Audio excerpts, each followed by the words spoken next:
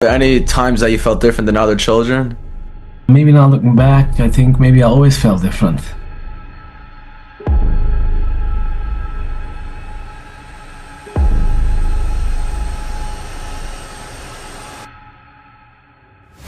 They accepted you right away? What was the community's reaction and how did they accept you?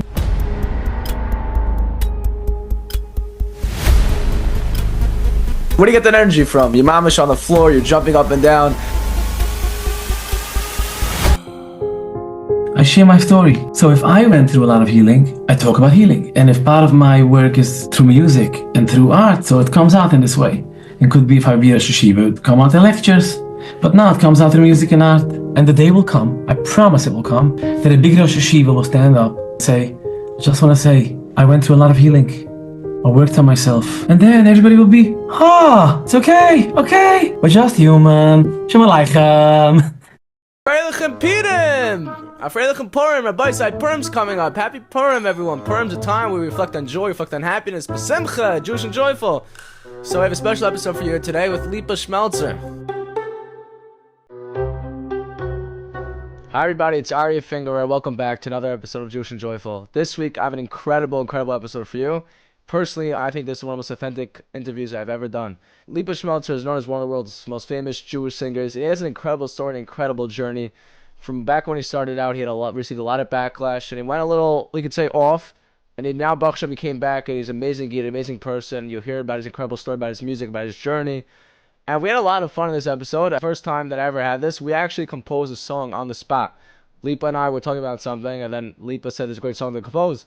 And I gave him words, and he's thinking, and we actually composed a song, and maybe it'll be one of his albums. You never know. I have a question for you. Where do you live? We asked this before. We got some crazy answers. Well, I want to know where you live. Do you live in Borough Park? Do you live in Five Towns? Do you live in Flatbush? Do you live in Lakewood? Do you live in Africa? Do you live in Australia? Do you live in the UK? Do you live in China? I don't know. Let me know. Comment below. Wherever you're watching, please comment below where you live. Please make sure to follow and subscribe. But we have some great news, by the way. We now have a hotline, so no internet, no problem. You don't need internet right now. If you only have a flip phone, that's great. And you can now call our official hotline. Be sure to stick around to hear our number. You can also check the show notes. Later in this episode, you're going to hear about our friends at Colel Chabad and the incredible work they're doing, and about their new app, as well as Parsha Knowledge and our Oila Mishtabura. So we have some more incredible interviews coming out. Be sure to follow, subscribe, and enjoy this week's episode.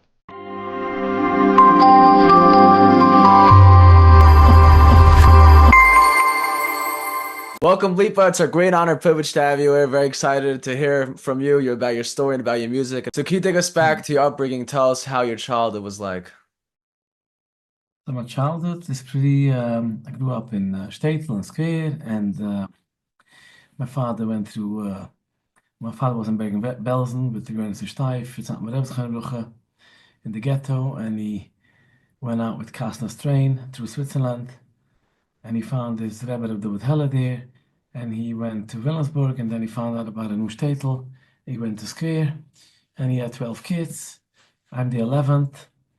And that's the pretty short version.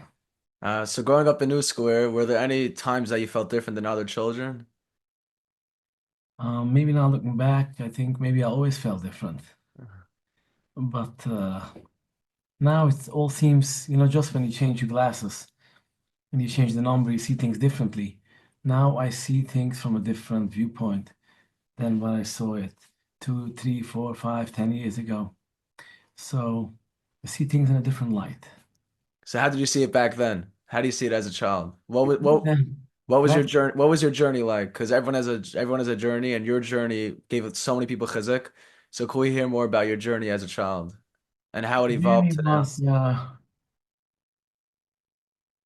Maybe I wasn't a typical child, and also I had not such an easy journey.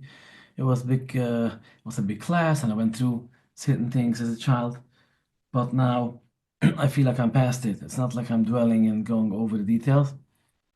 And it wasn't an easy upbringing, and it wasn't probably easy for my father also, and my mother, and it wasn't also easy for them because I probably didn't speak up my feelings and things that bother me. I rather probably pushed it all down. And these things go with you for the rest of your life.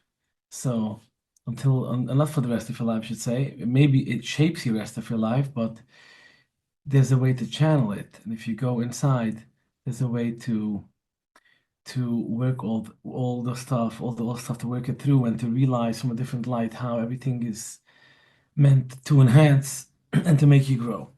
And I feel that my story, and I think everybody's story, but I'm already at the point where I see that everything was here to build me up.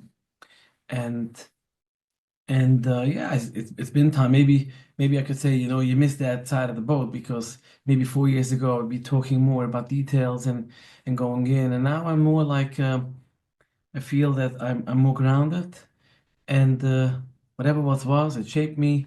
I give out snippets through the art, through the songs, and I let everything go.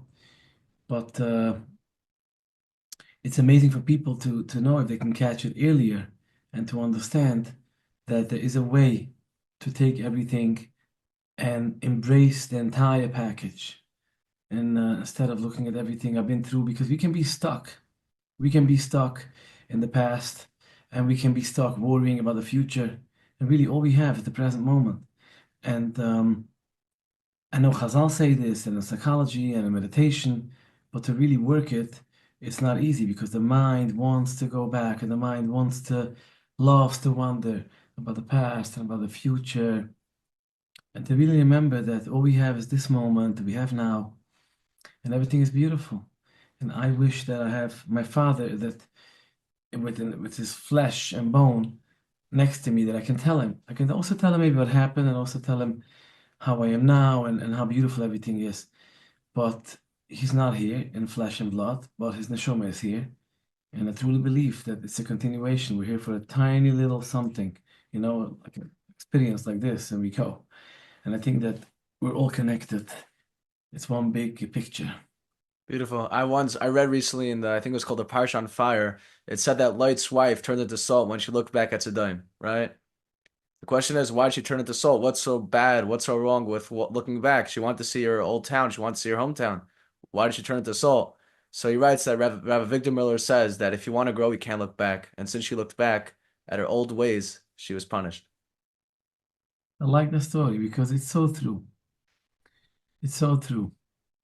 When we look back and that makes us dwell on the past, it doesn't do us any benefit for today. But I think people could though relate to your story because especially the Bachram these days and the young and the adults and everyone. So could we just share a little more about your struggle and how you dealt with it? How you dealt with the stress? Topic is Jewish and joyful. That's what the podcast is called. So we try to also tackle mental health aspects of journeys of people.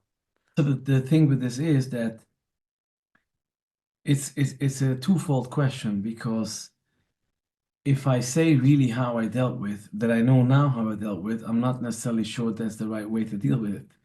In other words, and if I'm just sugarcoating it and coming in like a mashpia and what I think, then I don't know if I'm authentic. So I think I can go between the lines by saying that I didn't know all this until maybe the last 2 years, after doing a lot of healing and growth since 2007, and that's a pretty long time. And to realize that it took me only till 2 years ago to realize everything that happened and to put all the puzzle together. And I'm not sure I dealt right with it. I guess the real answer for the people who listen to your podcast, if they can learn something from it, is to hear a humble answer that I'm not sure I dealt right with it. And let's say it even more with certain certainties. I am sure that I didn't deal right with it, meaning I didn't know better. I didn't also understand many things, how I operate, where it comes from. I didn't understand certain behaviors, where they stem from. So we all have coping mechanisms, how we deal with things, and we can start with the basics. If people go to a kiddush every week and they just eat whatever comes to their and they schmooze and they just chap giggle, that's a coping mechanism. And even if you see most of the community are doing it, most of the community has a coping mechanism. And I'm not even going to get into drinking. It's a coping mechanism. What really is it? What does alcohol really do? It's numbing you for 2 hours and then make you feel um, the worst. So really, at best, you can say people just want to get numb.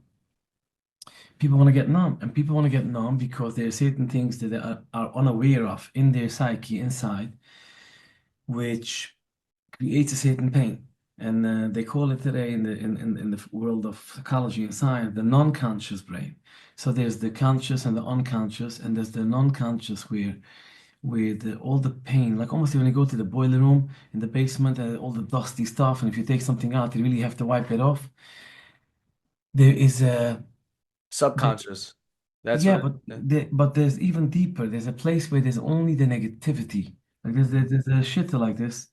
There's a book from there's a Dr. Sanders that was in NYU and then he went out and that we have some people that get to midlife and they get back pain and they go to doctors and it can't be diagnosed. They get a needle, they say this, that, and really it's hidden pain. And when we Mm. think about it too much, there's a mechanism in our brain that takes away oxygen from a certain place, let's say from your hand, from your back. So you should have back pain. Why? So you don't think about the other things that bother you so much. So we have, and then in a world of anxiety, in a world where we also have legitimate disease, people are afraid, and then people get more anxious. But so people don't really get to the core of the issue. All what I said about the kiddish and about the drinking and about the doctor and about everything comes together in one answer, is that the idea is we have to look inside ourselves to deal with the core issue, the underlying issue. There are issues every day that we think we have. Oh, I don't know. This bothers me because I said like this, she said like this, and my rabbi told me this, and this is, and really that's just a trigger that pulls something out from inside. So let's say somebody gets triggered by a certain thing. Really, it's something to do with childhood. Everything goes back to childhood. And to prove it on the most basic level, so we shouldn't sound too psychological, is why do you speak English and I speak Yiddish? And why does somebody in Israel speak Hebrew? And why does somebody in China speak Chinese? No one taught you how to speak English. No one taught me how to speak Yiddish. But just by being surrounded with people who spoke the language, we picked up the language. So what makes you think that we didn't pick up on many other things? So when someone was 3 years old, people tell me, what? How could you forget certain things you've been through and now it just comes up? I asked them, do you remember what you were eating, chalamoid sukkahs, when you were 3 years old? Do you remember your upshernish? That was a big thing. Many people don't. Do you remember what you were wearing on Simchas Torah? Do you remember when you went the first day to Cheder? There's so many things people say, wow, I don't remember. But it's hidden in your psyche. That means that deep inside, there could be so many things hidden and a lot of triggers that it triggers something in the mind. And then people have certain behaviors that they cope against it. And the mind is designed so you can function every day. So it doesn't tell you all these things. Right. So coming back to your question to sum it up, what I tell the people who listen, I can't really tell you that how I dealt with it is good advice, and it doesn't matter even the details. Whatever my coping mechanisms were, it's just I didn't until a few years ago really go inside me very deep and be with myself. Like I couldn't sit with myself at home doing nothing, being more like an introvert, just being by myself. And today I can. I can close my phone for 10 minutes doing nothing. I'm not doing it too often because I'm talking busy and now you can challenge me. Maybe the busyness also comes from coping. And I'll tell you, you're right. It may be. And the automatic behaviors could be stronger than it's baby steps. Like someone says, I don't want to eat cake, and the next day, oh, I ate again Right. because the automatic behaviors. But I do breath work, I meditate, I journal, and sometimes now before I'm coming out with a new CD, I'm getting more busy. It's not so easy to do my regular routine schedule, but then I go back to schedule and to do certain things for your health. I tell my kids, I tell my son all the time, when you come and there's already a problem, like a karate teacher will tell you, you can't learn how to fight on the battlefield. It takes a long time to learn.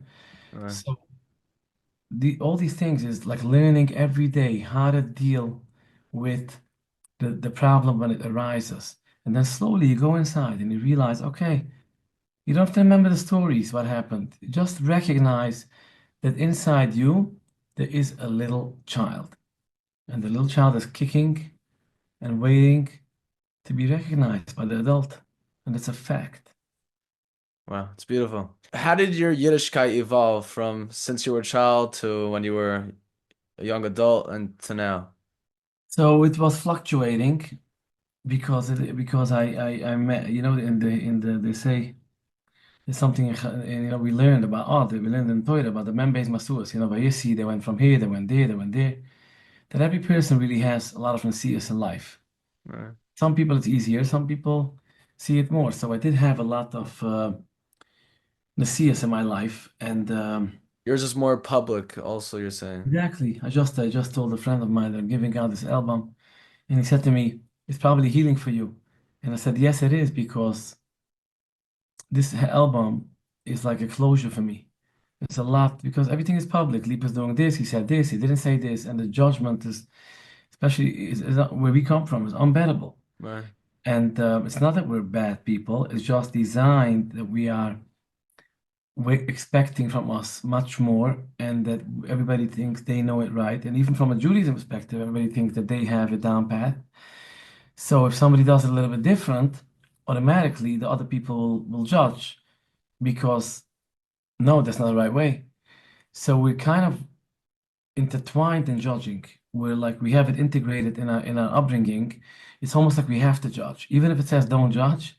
It's almost like don't judge, but they're not like us. So, so that's something. Hopefully, with time, people are getting healthier, becoming more fixed. So when I moved from one place to the other, it was very public, and it was also me trying to fit in and to find the identity, where I belong. Okay, if I'm not in the shtetl, so where do I go? Okay, am I becoming like this or like that? And it took me time to realize that I'm just a beautiful human being, just the way I am for today, for this moment. Mm. So how do you deal with your stress, and what was some of the feedback you got from your community back in New Square? So back in the days, it's important to note that it wasn't just like okay, me and the state and the new square. It's about the society as a whole changed a lot since then until now. At that time, it was different. I mean, when I made my music video Geld, I was the first Jewish music video. Really? Yeah. And yeah, I mean, maybe there was some for some camp in Yeshiva that I don't know, and a local one. But I'm saying to go on a big stadium, my house can have a music video before YouTube Oh, was not a usual thing. Was not the usual thing. So it was different. So they were kind of probably frightened. I was becoming this so-called celebrity, and I came out at the same time as technology came out, and it was all big mishmash. And the right. people from the old generation did not know how to eat like this new idea of technology and how to accept it. And I think I was of the same technology boom. I came out at the same time, and music changed and everything changed. So it was kind of difficult, and with the mindset I have today, I would probably deal with it, probably would have dealt with it way differently. Either I would have moved away, but Hashem had a different plan, and it had to be exactly the way it was, everything, every little detail that brought me to the step I am today. Beautiful. I read a quote earlier that don't just go through it. Once you're going through it, you should grow through it. Exactly. And that's the beginning of the conversation we had about that I see now. I wouldn't change a tiny bit of the story. And you ended up going to Colombia, and what happened after that? So in Colombia, I was going to do a therapy degree to become a therapist. And then I changed it in the middle to arts, visual arts. You always into art, or you decided once in No. Colombia to pursue? Yeah, just the I used to doodle, that's it. And I see my old chamoshim, I see doodles, but I Mm, was never doing paintings and stuff. And Baruch Hashem, now I'm in I love art very much. I'm so integrated in it. Like every day, it's my if I don't paint or something, I feel something is missing. And again, maybe that's part of my okay. We're always going to be human, but it depends what it is. Like if I can recognize, okay, so part of my coping mechanisms in this world, I like art. Okay, is that bad?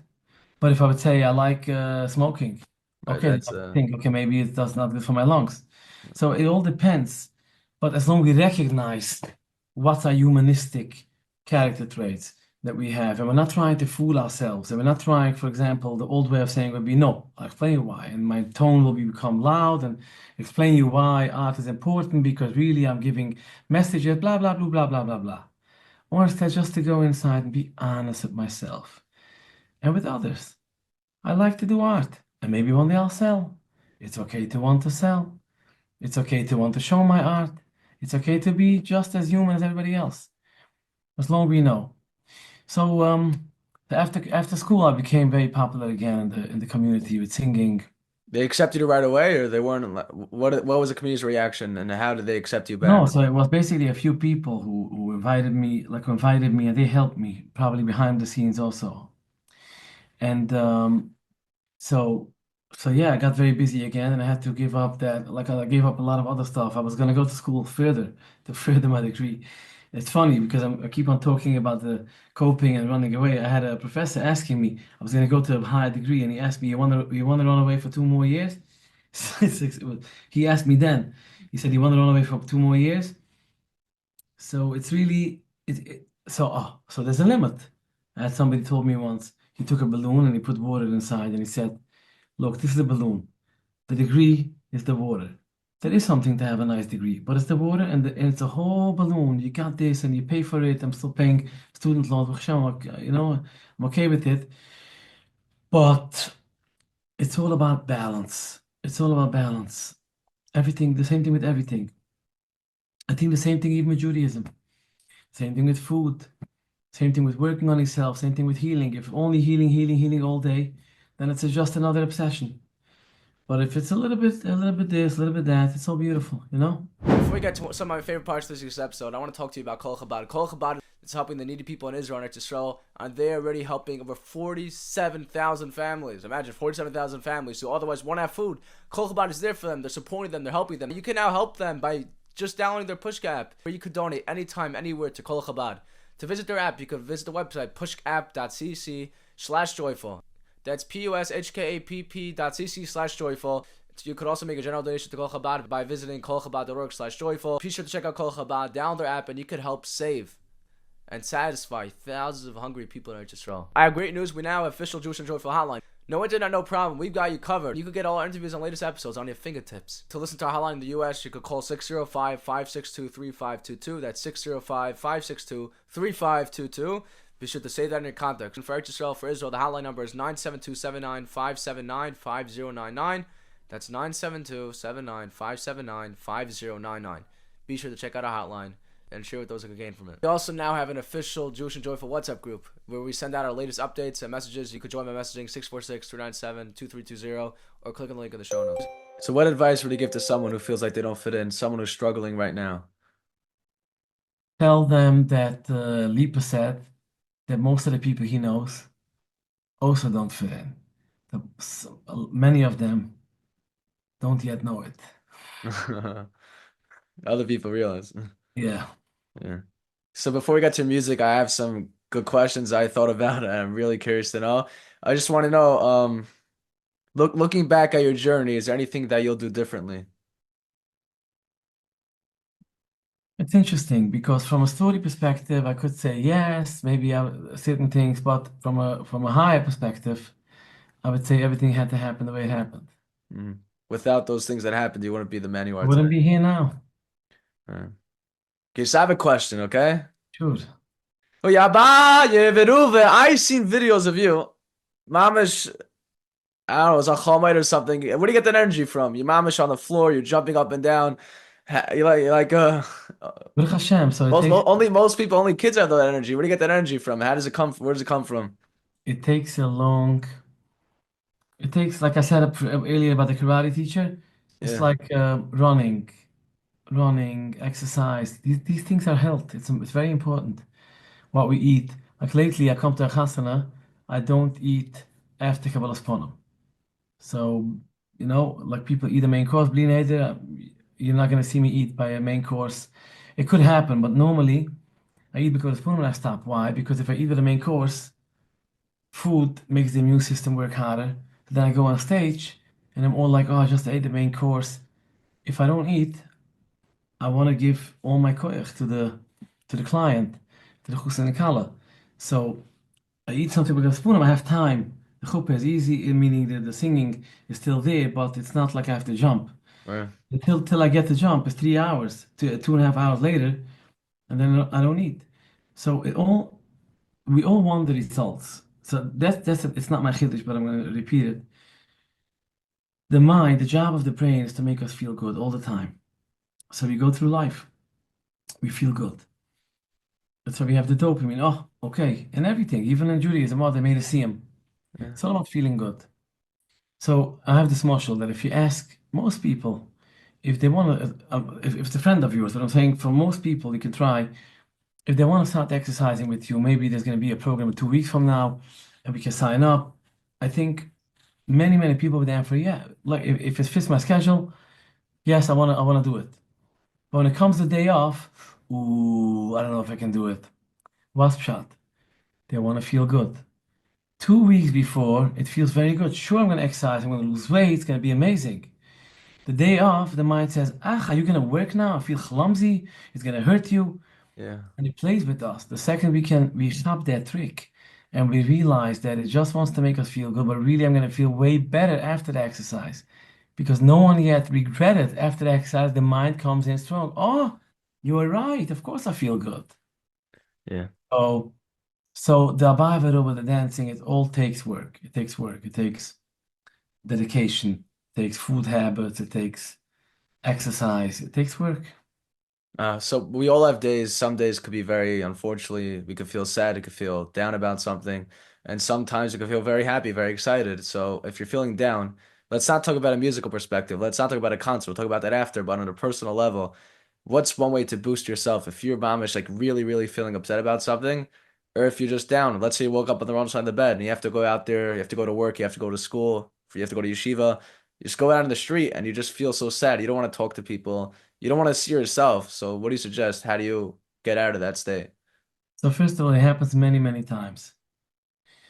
And and I have a toolbox. I call it like a toolbox that people don't have to see, but in your mind you have a toolbox and you practice what you need to do in certain times. Sometimes the weather can do it. Sometimes something you ate, sometimes not sleeping enough. It could be a million reasons. And the toolbox is very important. I can give you a few of my toolbox. It's not my chedushim, but I use it. Please. Some I use less than others, like journaling. If someone takes a paper and just when they feel really bad, and they just make a timer for 15, 20 minutes, and they're just gonna write. If they don't know what to write, they'll say, "I don't know what to write. I don't know what to write. I'm so upset because of this, and I don't care." And it doesn't have to be nice, and not to even erase a sentence. It's just letting it come out of the heart, just pouring out, and then even you can throw away the paper. Then there's like you can put on a song and say for the length of the song, I'm gonna take very deep breaths. So like I sometimes breathe just to a song. I count the beats, like let's say four. I hold it for four and I let it out for eight. This puts you at ease. People will fall asleep. There's all types of different breath techniques, but Was the that box breathing? so there's box breathing. So box breathing, I think, is counting the same four, four, four, Four, four. four. When you To get count, into a box. yeah, when you count longer on the way out, it regulates, it brings the nervous system down. There's a lot of techniques. There's techniques about changing nostrils, like going very slow and then out from the other one and in. So there's a whole, but not to make it too complicated for listeners, even simple breathing, make it count for 10 minutes. If you really want to feel better, 10 minutes, no interruption, take a count, five in, hold it for five, let it out for 10. If it's too long for you, go four. And do this for like 10 minutes. You probably fall asleep. And any type of breath work, journaling, even going for a walk between trees. Nature has a great power. Just going for a regular walk, but not with the phone. Bam, bam, bam, bam, bam. It's another coping mechanism. I close my phone for hours.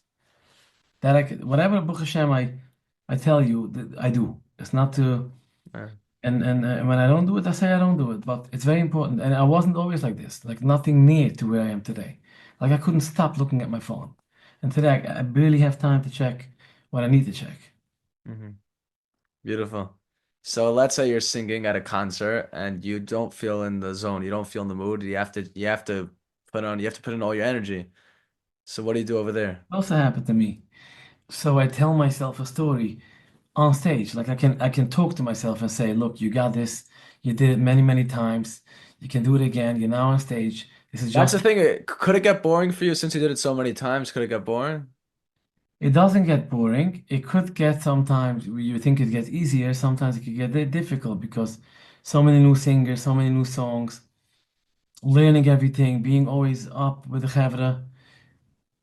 Again, maybe that's a challenge. Maybe you say you don't need to be anybody else. You just be yourself. Mm. Again, that's always the battle. Like you Right. open up a bakery somewhere, and there's a lot of competition, and you say, okay, but I'm just gonna do what I do best. Okay, but you also want to sell. Right. So it's always the battle. But I think for me, what works is to always be authentic. And when I'm on stage, I do what I can do, and I leave the rest. Beautiful. I want to introduce to you to the weekly inspirational messages that are changing so many shop stables and communities around the world. Parsha Knowledge provides incredible, beautiful, short and sweet inspiration on the Parsha. Short and sweet, to the point, something practical you can take away from a beautiful lesson that makes you feel better about yourself. You could get it to you every single week on your email, WhatsApp. You could email info@parshanknowledge.com, visit parshanknowledge.com. You could also WhatsApp 646-397-2320. You get it to delivered every single week for your shul, for your community, for your Shabbos table. And I also want to tell you about our Olam Mishnah Berurah. Our Olam Mishnah Berurah is an incredible, revolutionary Mishnah Berurah, changing the way so many people learn Mishnah Berurah. There's so many volumes out already on so many different halachas based off the Chafetz Chaim's Mishnah Berurah. They also have an incredible English book, which I'm loving. It's called Practical Halachas on Shabbos, a practical guide. They have so many different cases on Shabbos and halachas Q&A about so many different wonderful topics, and you can learn so much from this, get so much clarity in Hilchos Shabbos, so be sure to check this out. You get one at a local bookstore. You can also visit Z Berman, the website, and we're going to include the link in the show notes. What would you say was the most stressful time of your career? Of my career, when I've been through a lot of backlash. Right. So how do you deal with that backlash we discussed before? I mean, At that time, it was difficult. I didn't know how to deal with it. I had no training. I had no toolbox. I had no journaling. I had right. no breath work. I know nothing of it. It was just me being surrounded by all types of people who also didn't know. I think that's like a song to make. And Yeah, surrounded by about being helpless and hopeless and helpless and hopeless and being downtrodden. surrounded by people who are helpless and hopeless. That's a good song to make. Could we work on it right now? Could we try to Yep. I should record hopeless it. and helpless Let's all see. alone? I'm gonna record it. Let's see how it's gonna go. Let's see. Hopeless and helpless and no. Let's see. I think there was a time I was hopeless and helpless, or so I thought. I was surrounded by hopeless and helpless people, so they thought. Until came time that I realized that there is hope, hope, hope, that there is hope, hope, hope, that there is hope, hope, hope, that there is hope, hope, hope. And once I changed my story, I surrounded myself with new people of hope. And once I changed my story, I found myself with new people of hope. La la la la la la la la la la la la la la. La la la la la la la la la la la la Uh, la. Beautiful. Wow, wow, wow. You guys, you heard it here first. This may come out at 5. I have so many things, Baruch Hashem. Is It's it not too late to add a song on the album we're going to be too talking about late. I soon? just I just cut off a song. Uh, I had a duet with a friend of mine. I had to, and that also comes from personal growth because the codependency, if you never hear that word, is my friend came and he sang it, and now I have to put it out. But it's not a gemach. It's I have to right. do this right for the album. Do you And ever want to do more English songs? so I have this new idea, which is not yet published. By the time you give this out, it's going to be published. Is that I'm gonna make this album for the first time. I've been wanting to do this for a long time, and now I'm really pushing it. I'm making the first is the authentic, my mama Lucian. It has the Yiddish, the Lucian Kodesh. Half of it is regular tefillah songs, and half of it Right. is Yiddish. And right after, a week later or so, I'm coming out with the English. Really? So it's mixing English, and Yiddish, so people can really understand what I have. And a week later, I'll come out with Yiddish. Really? So Wait, it's so not that. three separate? How's it gonna work? It's going to be three separate collections, and the songs are all going to be the same, but certain songs will have explanations by the end in English what it means. So when's the first one coming up, Bez? From this Thursday a week, Hamshusa B'Shvat. Heilige Tu B'Shvat, okay? It's Then going to the be English called Eluza Lipala. Eluzar Lipala? Yeah. Elazar, like the name Elazar? Loza Lipala, Loza Lipala. Your name is Elazar Lipa? Yeah. Mm-hmm. I just actually saw you sent out the cover. Was that a picture of you? A picture of your son? Yeah. Yeah. A picture of you, yeah? Me. That's a picture of me holding who? You. Exactly. That's your whole life story. With Wow, this little it's very kid. deep. Wow. This little kid built up a whole career. Wow. It's Huh? beautiful. Yeah. From then till now is mamish incredible. Yeah. Beautiful. And after the Tu B'Shvat, when's the English one coming out? Hopefully a week later. A week later. A lot of people, like me personally, I don't know that much Yiddish and So you should spread the word that Lipa now yeah. is thinking Okay, about let's people do it. like you. Amazing. So we'll spread the word. Yeah, and the reason why I'm putting it in English and not in English is because it's more authentic to where I am, where I come from, instead of trying to be someone else and trying that my English is going to be who knows what perfect. And I think that's more authentic to show I have the real album and then just translate it into English. Beautiful. Looking very, very forward, Bajan. Hmm. Yeah. Is that you spend most of your day doing music? I spend most of my day. So a month and a half ago, I made a schedule that I'm trying also to paint and do a lot of stuff besides my meditation. And now the album, I realized this is like the number one. I have to finish it. So I took a month off of everything, and now I'm going to do after I finish the album to go back to a schedule. So it's not. It's also my art, my music, my drawing, everything together. Beautiful. Do you have any art with you or Sure, but it's um it's downstairs. You would have to change. so maybe let me think. Maybe you could send me a video. Sure. Like, later tonight, you Exactly. can send me a video and we'll Yes. include it right over here in the middle of the episode. Yes, and I'm also going to talk because it ties into everything. When our brain becomes more clean, when our mind becomes more clean, our life becomes more clean, our room becomes more clean. When we declutter, we become decluttered. And now I'll show you how I decluttered my art studio with Hashem. So for Jewish and Joyful, I'm going to try to give a little tour of this art studio. We spoke about it, so I'll give a little tour. And I'll give a few insights that you can implement in your own life, and learning from my mistakes and things that I'm working to be stronger and better at. So first of all, thank you for Jewish and Joyful, for all your finger. Anyway, so the point is that one of the things in my studio, it was like a mess. And now, there's still a bunch of stuff all over the place. I can't say that I know everything where it is. But slowly but surely, I'm trying to designate places to know, okay, here are the tools, where are the scissors. Organization is key. And part of the process of getting more organized is just throwing out whatever you don't need. It's not my chiddush. There are many gurus on cleaning. But one thing I could tell you is that the more my studio is organized, the more my mind is organized, and vice versa. When my mind is organized, my studio becomes organized. And it will take a while to get there. But I'll give you one insight about I do many avenues in art. I don't have many, but I want to also condense this because sometimes we're all over the place and we don't get to where we want to get. It's a process to zone in, and I'm a work in progress, like everybody else. One thing all my art has in common is I do it in layers. So for example, when you hear music, there are many layers from the mixing. The mixing is the last process, but it starts from the rhythm, the drum, the guitar, the bass. Today's days is more digital. But I do a lot of background vocals. It starts with 4 takes, one above the other, then a harmony, four takes, sometimes six, sometimes eight. Some have many, many, many tracks. So a painting by me, or any art I do, has a lot of layers and layers. And even if the viewer does not see exactly what's behind every layer, but it comes out. It comes out.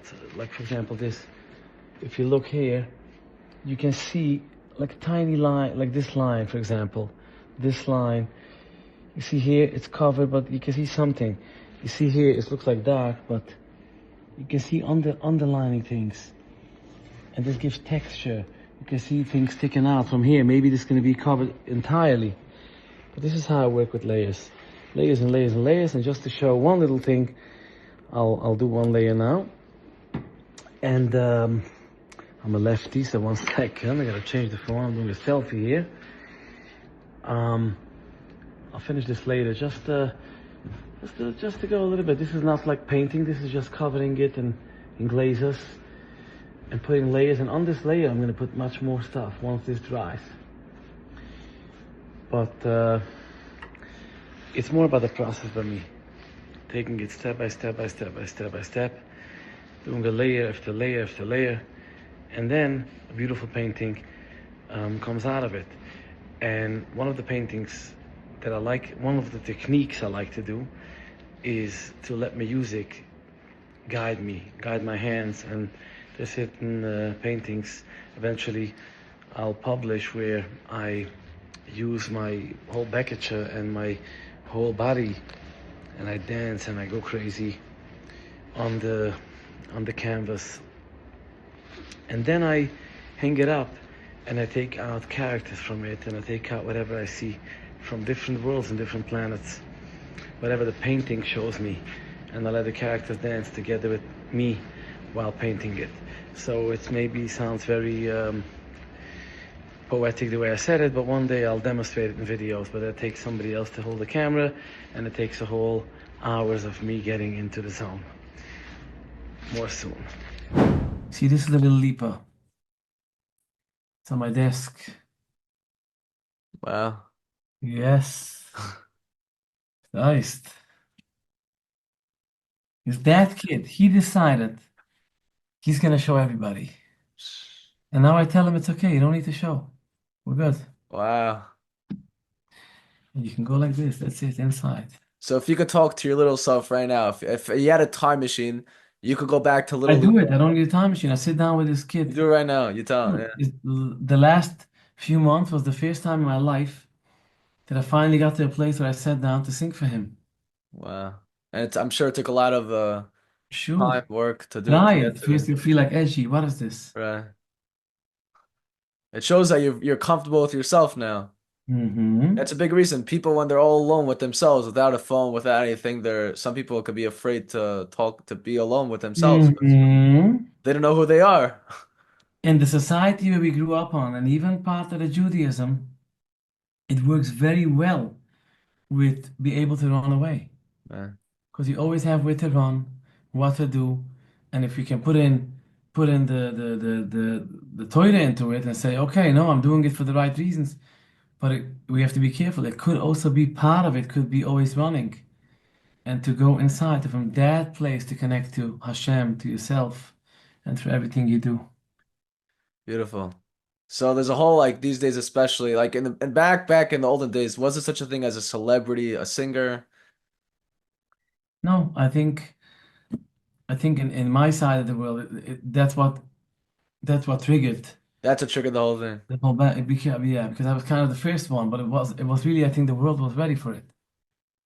Like even in this album, people will be shocked by a new adventure of songs that I sing about, and I think that in 4 years from now, it'll almost be the norm. It will be hard for people to sing, okay, just another regular hi ta ta, hi ta ta. I mean, people will still sing by chasanas, but I think people will want to connect. They would want to open their hearts, and they would want to. There's a difference if I'm listening to an album because I also have to be part of the hack. Okay, I want to hear the song. Or when you drive and you say, you know what, I'm going back to this album of Lipa. I want to really connect and go into it. Verstehst? Yeah, yeah. Yeah. So I think it's different. It's different. What are the pros and cons of being a Jewish singer? When you say pros and cons of being a singer or a Jewish singer, because in terms of what do you want to compare it? You want to compare it, what do we lose by being only a Jewish Right. singer? Jewish singer Or though, what you do have the we power gain? to. Avram Fried told me once that today's singers are like rebbes. Yeah, With the audience they have and the people listening to them, if you say something, if it gives people yeah, chizuk, they relate to it. yeah. I keep on telling the story over and over. There was once a guy who was a Batchan and he said, why do they listen to singers? Why not the plumbers, the electricians? Right. I wanted to tell him that really everybody wants to be listened to. And Hashem just decides who gets the listeners. So why were singers zeicha? I don't know, maybe there's a certain authentic part in authentic artists. And I think that also people are not stupid. People listen to one more than the other. It's not necessarily because somebody is an entertainer. I think by me, for example, the singing is now becoming only one of the colors in my whole, being. I think that authenticity, I paid maybe a big price, but now I think I'm reaping the fruits and seeing the nachas. And I think that people want you see, not I think, I know that people want authenticity. People want people who are honest, people who bring the truth, people who say it as it is, people who make mistakes. That's another song to be made. Just to be real. Well, a lot of people don't know themselves. You have to get to know the real you. Hmm. And how do you get to that? So you get to that through exploring yourself and getting closer to Hashem. So to get to the authenticity, Mm. so I'll say the opposite. No, we could say you get closer to Hashem and you become more authentic, but you could say you become more authentic, you become close to Hashem. Because the real Hashem, and I'll tell you what I mean, what I say about the real Hashem. We don't know what Hashem means, yeah? Uh, But when it's a difference if we do everything robotic because we have to, or if nobody is around, it's oh, just you and Hashem. What do you do then? it's Okay? called religious robots. Yeah. So, but then some listeners may get scared. Oh, if only people know what I do.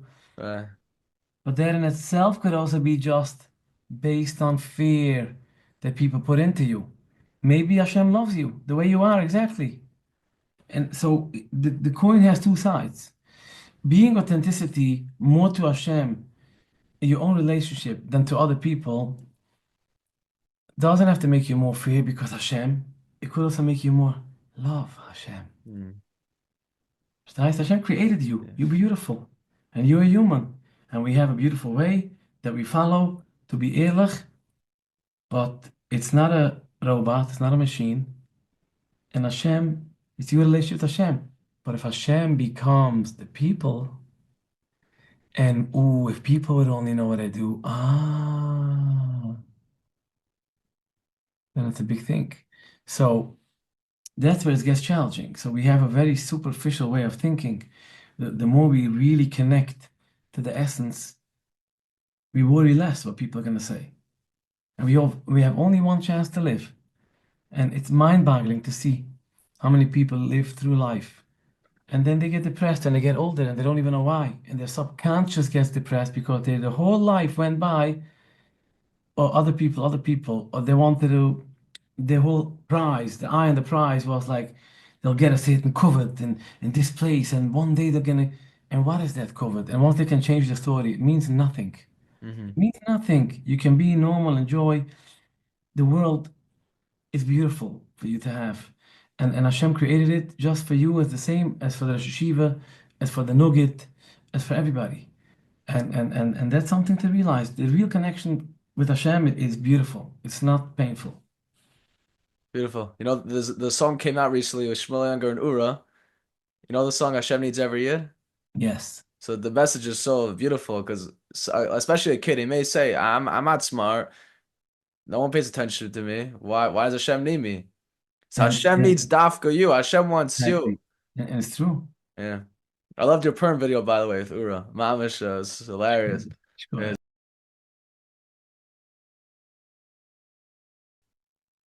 Ashreyoham we are the one.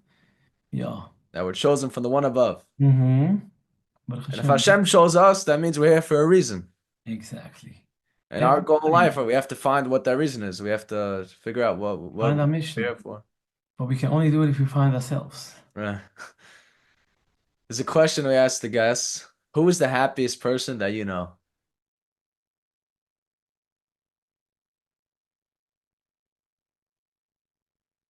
The truth is, it can only be yourself. And I'll tell you why. Because you can never know on any other person if they're really happy or less happy or how really happy they are. And even if they tell you, and even if you think you know, you don't have their nervous system and their mind, so you can't feel what it means, so you can't really uh, answer on this. But if it's on yourself and you're happy, then you can say, I'm happy. Uh, so you're the third person to say that so far. Beautiful. Yeah. Because you don't know what's going on in someone else's life. Hmm. A lot of times we think, oh, we have troubles, but my friend doesn't, my neighbor doesn't. So how do you we have to realize that. We have to realize because you talked before about not comparing yourself to others, right? So it starts by retraining our minds, and it takes time, but that the stories that we tell ourselves are based on other people's stories that they told us when we were in childhood. It all started over there. And if we can realize that all the bad feelings we have is because we compare ourselves and we measure ourselves by a recipe that was given to us. If we can change that recipe, then we change everything because I know I'm good, I'm just good the way I am. And if I need to work on stuff, which I'm a human being for, and that's what I'm here for, I'm doing the work. I'm just comparing myself to a certain story, to what was told to me, and that breaks my heart. If I can stop comparing myself again and again, how do I change the story? By journaling, by talking to yourself, self-talk. I have a song of self-talk. Dude, I made a lot of self-talk. But the was talking to himself a lot. What you know what he's going through, and at the same time to Hashem. And it's Mm. all one and connected. And what does music and art have to do with healing? I know it plays a big role in it, a big part. So, so first of all, music is healing and art is healing, and it could be a channel for healing, not for everybody, just like journaling is not for everybody. Right. But I think in essence it's healing. It's a language that touches even animals, you know. Music has a crazy power. Playing music can relax even animals, you know. Saying, um, so I Yeah, feel music could relax animals.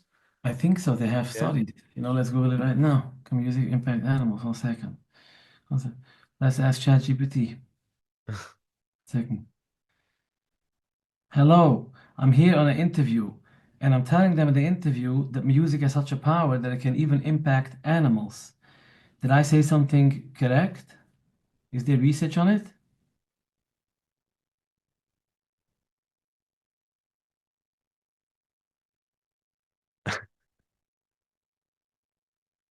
Yes, there's research showing that music can impact animals. For example, classical music has been found to reduce stress in dogs and cows. So you Wow. were correct in your interview. Thank you. I'm going back. I'll talk to you soon. You're welcome. Good luck with the interview. Talk to you soon. It's funny. You know, I have a friend who works with AI, and he says AI is the worst now that it's ever going to be. What it means to say is it's going so quick that a year from now, compared to this, it's just the worst. Who could imagine? I Yeah. really wonder. We have to be careful. So yeah, but it has an impact. Yeah. So music is is a crazy language, but and this is a general answer. To answer in person for me, the way my shlichus is it seems to be because that's what I'm doing. I share my story through my songs, through my interview. So if I went through a lot of healing, I talk about healing. And if part of my work is through music and through art, so it comes out in this way. It could be if I be a yeshiva, it would come out in lectures. But now it comes out through music and art. Yeah. And I'm waiting for the day that yeshiva should stand up and the day will come I promise it will come. Be'ez Hashem, hopefully still in my lifetime. That a big Rosh Hashiva will stand up on the podium and say, I just want to say, it's not an easy day for me to say this, but I think it's good work. I went through a lot of healing. I worked on myself very hard. I'm doing much better now. There was a few years I was here, you didn't see it, but a lot of stuff, blah blah blah blah blah. And to talk like this, and if Lipa talks like this, I'm Baruch Hashem, I have the gift that I can break the ice.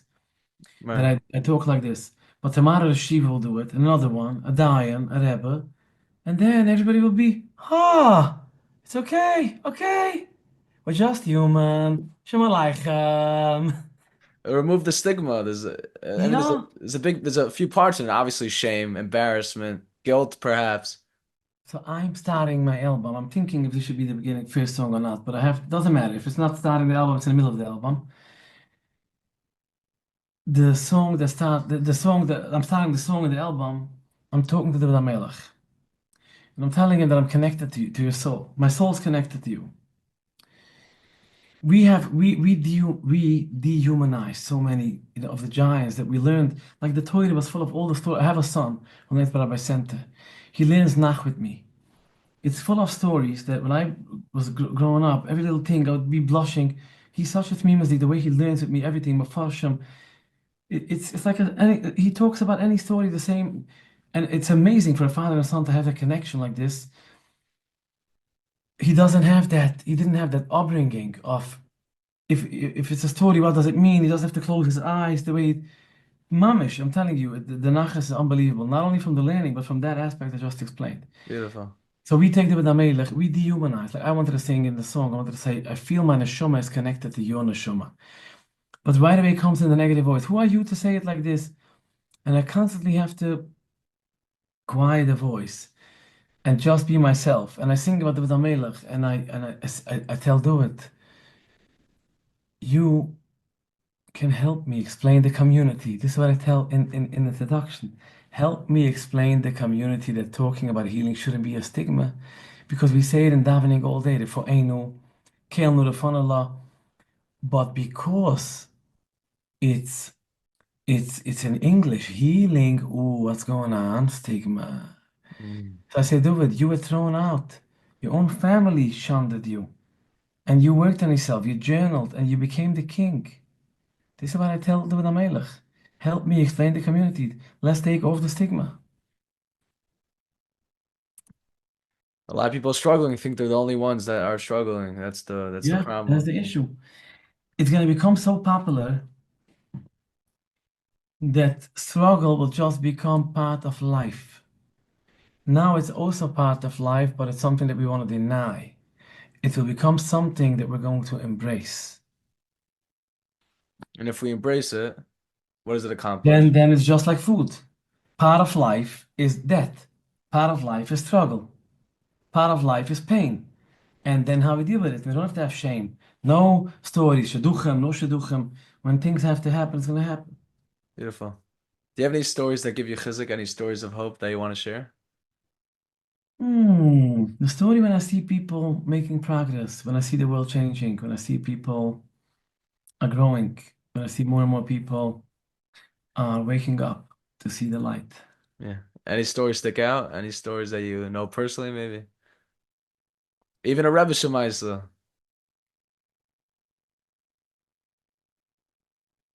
Any story.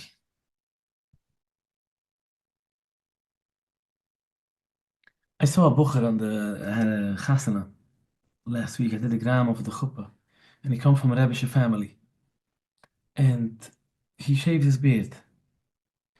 And from the Rebbe's house, they called me that I should make sure the Chasana, even he's going to have friends with clean-shaven beards, I should respect it, the whole family of the Rebbe's. And I said, I'll go between the lines. It happens to be the Chusn who hired me, told me that he wants me to go between the lines.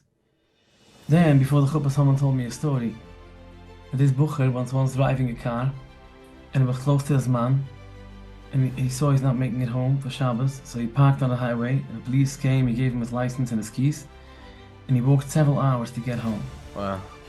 So I kind of looked at the story, and I was like, here he may be an outlier from the family, and he may be different, and they think, oh, But Lamaisa, he parked his car and walked for a few hours. And it's just this little glimpses of what Hashem is and what real connection means. So I don't want to cause any controversy, but you know the story of Mike Tress and the Samareva? Yeah, I made a song on it. You did? What's it called? Heed, vidam bood, vidam heed, vidam bood, vidam heed, bood. Beard, Jew, where's your beard? But at that time, see, that's a song that I made, even if it's true, but it came from a place of I was upset. I was passionately upset. I wanted to make some change. And now I'm okay. Everything is okay. Well, what's the song called? Look on 24/6 right now. It's on the Hidden Spark is the album. Shout out to 24/6. Oh, 24/6 is the best. Yeah. We're gonna do good stuff. Hidden Spark is the album. Hey, where's your beer? Yeah, it's something like this. Heed vidam bood. Kankan or something like this. It's there. I can send you the song. Yeah. No. When did this album come out? Which year?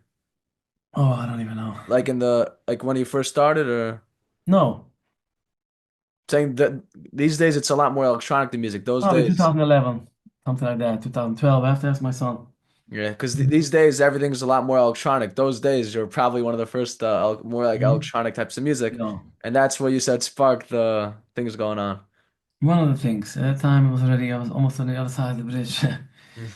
Baruch Hashem. What's one question that you wish someone will be asking you that you never asked before?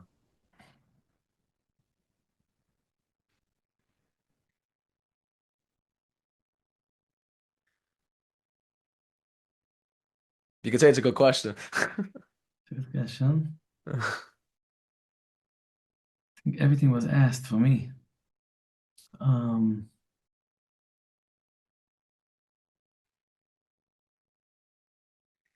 don't know, because people ask me all types of questions, so there's not a shortage of questions. There may be topics that I would want to talk more, but I'm hesitant. But it's okay. It's a stigma. We're waiting, the stigma. You're waiting for everyone to go out there and say I have problems, and people started doing that. You know the Rev Rabbi Jacobson? Sure, I know him. So we had him on the podcast, but in a different interview after that, maybe I'll try to bring it back on. But he talked about his own anxiety issues. Beautiful. He said that when he was a child, if you look at any pictures of him, he said this publicly in the interview. He said if you see any pictures of him, you see that he's missing some here in the front. He's very embarrassed by it. Why? He had an issue. He had so much anxiety. I forgot what the term for it is, but he used to pull his ear. And that's why he said Baruch Hashem is very matzach these days. Why? Because he talks about it from the heart. He relates to it. Yes. You should take a look at the album when it comes out. Yeah, I'm waiting. I'll send you the promo. I'll Yeah. send you my art. And to be continued. Amazing. So what's one closing message you'd like to share with our listeners? That everybody you see on stage, and every Rebbe, and every Rosh Yeshiva, and every Nugget who flies with a helicopter or airplane, and every doctor, and every poor man, and every mother, and every little child, everybody is just another human being who is going through the same things that you are going through. Remember that. I hope you enjoyed this week's episode with the great Lipa Schmeltzer. Hope he gave you chizuk. His journey, his story is so powerful, so beautiful, so inspiring. Be sure to check out his latest album. If you enjoyed this episode, please share with friends and family, and please subscribe. Rate us 5 stars. Be sure to download the Colel Chabad app, the app that's being used by so many people around the world. It's such a convenient way to give tzedakah. Simple, easy. You can give tzedakah anytime, anywhere, and it goes to such an incredible cause of helping needy people in Klal Yisrael, in Eretz Yisrael, the people that need it most, who need food, who need shelter. Colel Chabad is there for them. So be sure to get the app by visiting pushgap.cc/joyful. Be sure to join Parsha Knowledge. Subscribe to Parsha Knowledge by emailing info@parshanknowledge.com or visiting parshanknowledge.com, and get the Arla Mishubura at your local bookstore. Visit the website. For more information, please do the show notes. Make sure to comment where in the world do you live. Be sure to comment. Can't wait to see your response. We have some more incredible stuff coming your way, so be sure to hold on tight, stay tuned, and have a happy Purim, a Freilich and Peter.